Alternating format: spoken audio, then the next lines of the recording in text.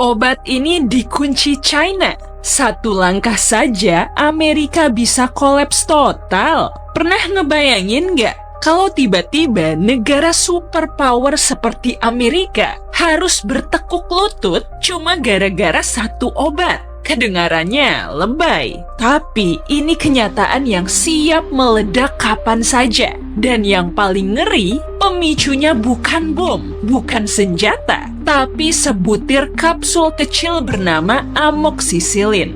Ini bukan obat aneh yang cuma dipakai orang sakit parah di rumah sakit. Ini antibiotik yang diresepkan buat puluhan juta orang setiap tahun. Dari anak-anak sampai kakek nenek. Dipakai buat menyembuhkan pneumonia, radang tenggorokan, sampai tukak lambung. Tapi, ada satu fakta yang bakal bikin kalian merinding.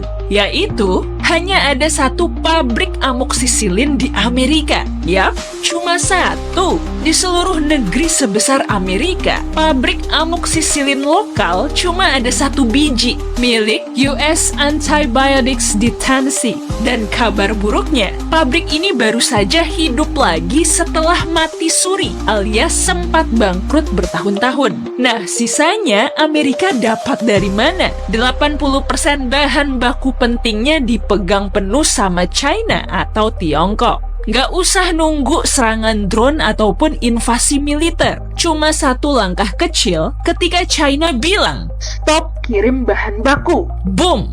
Rantai pasokan Amerika langsung lumpuh. Rumah sakit kelabakan, apotik kosong, orang nggak bisa beli antibiotik. Dan disitulah titik jantung Amerika bisa berhenti berdetak. Presiden Donald Trump pernah mengeluarkan ancaman tarif buat produk farmasi dari China. Waktu itu banyak yang menganggap jika itu cuma gertakan khas Trump saja. Tapi orang dalam industri langsung keringet dingin. Salah satunya Rick Jackson, bos dari satu-satunya pabrik amoksisilin di Amerika. Jackson mengatakan, meningkatnya permusuhan perdagangan atau konflik berkepanjangan antara Amerika dan China bisa menghancurkan akses kami ke amoksisilin.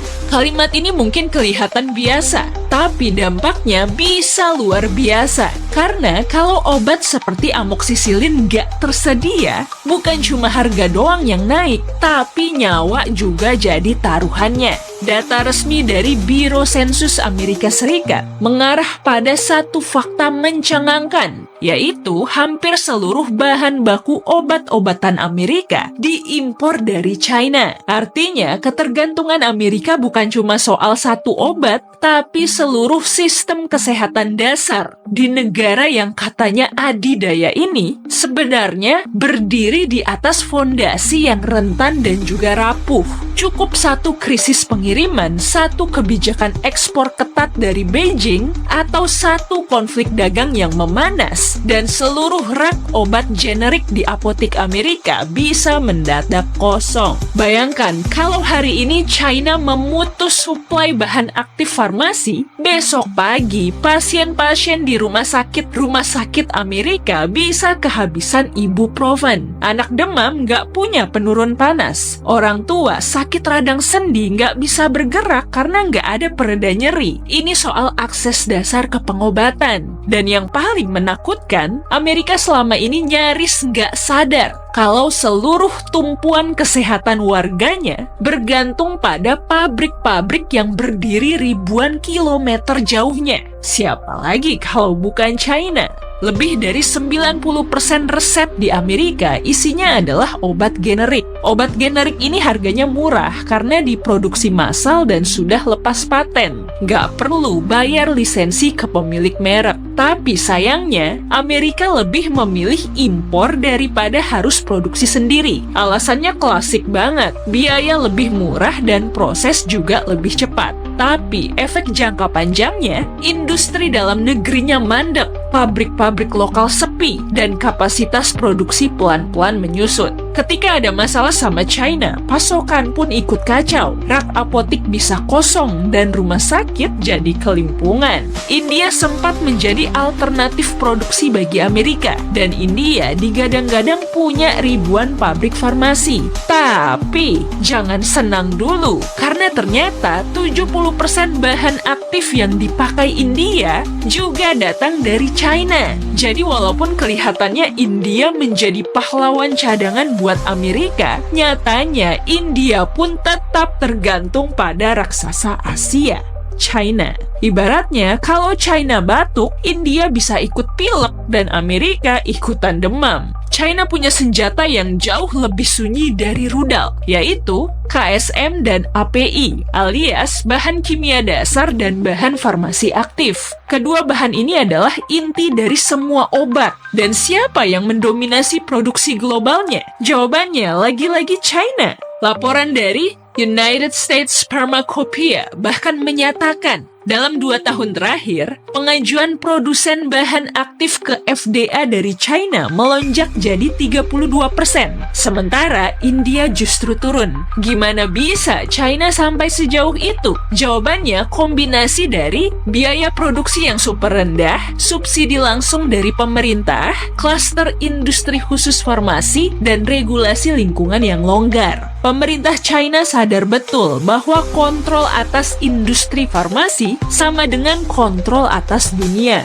Makanya, sejak tahun 2000-an, China gas terus memberikan subsidi buat pabrik-pabrik obat, sampai akhirnya menjadi raksasa seperti sekarang. Dari tahun 2015, Presiden Xi Jinping mengumumkan proyek besar, Made in China 2025. Di situ, biofarmasi ditargetkan menjadi salah satu sektor unggulan. Mereka nggak mau cuma jadi pabrik buat dunia. Mereka ingin menjadi pemilik teknologi, sumber bahan, bahkan penentu harga.